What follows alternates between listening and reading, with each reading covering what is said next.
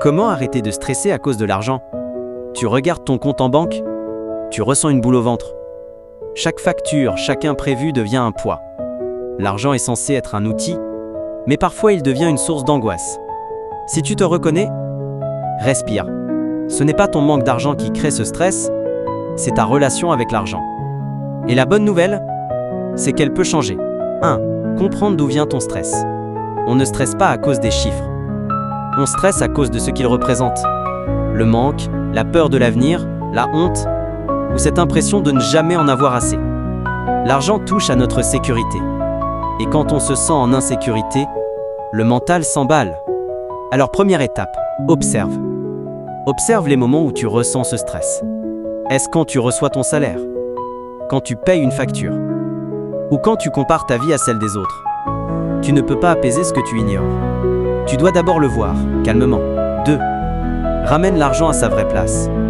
L'argent n'est ni bon ni mauvais. C'est juste une énergie, un moyen d'échange. Il ne dit rien de ta valeur. Pourtant, on le laisse souvent définir notre réussite, notre sécurité, notre estime. Tu n'es pas ton compte en banque. Tu es la personne qui décide comment tu utilises ton argent.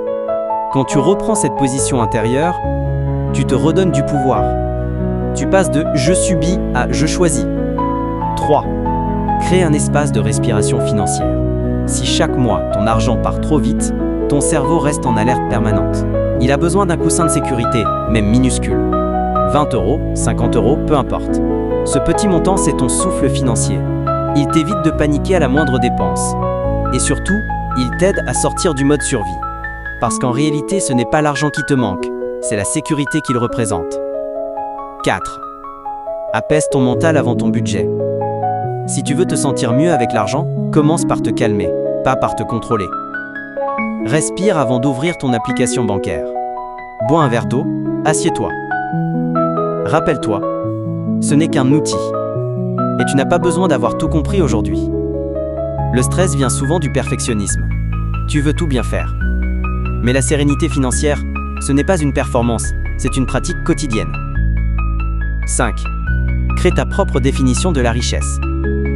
La société te dira que la richesse, c'est plus d'argent, plus d'objets, plus de chiffres. Mais la vraie richesse, c'est de pouvoir dormir tranquille. C'est d'ouvrir ton application bancaire sans peur. C'est de dépenser ton argent en conscience, avec calme et gratitude. Et ça, tu peux le créer, même sans être riche.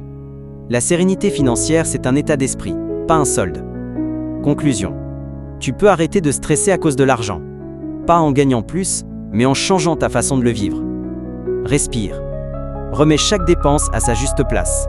Et souviens-toi, tu mérites la paix, même si ton compte n'est pas parfait. La paix financière, c'est un choix, un pas après l'autre.